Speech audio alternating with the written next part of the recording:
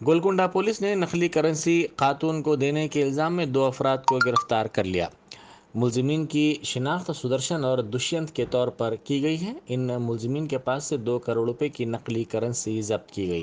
Police نے کہا کہ ایک اطلاع پر ان دونوں کو گنبدان قطب شاہی کے بس اسٹاپ سے گرفتار کیا گیا اور ان کے پاس سے 500 روپے و 2000 روپے کی نوٹس کے بنڈل ضبط کیے گئے۔ چندہ نگر کا رہنے والا شخص ٹولی چوکی گنبدان قطب شاہی علاقے میں رہنے والی خاتون کو 2 کروڑ روپے کی رقم ادا شدنی تھا۔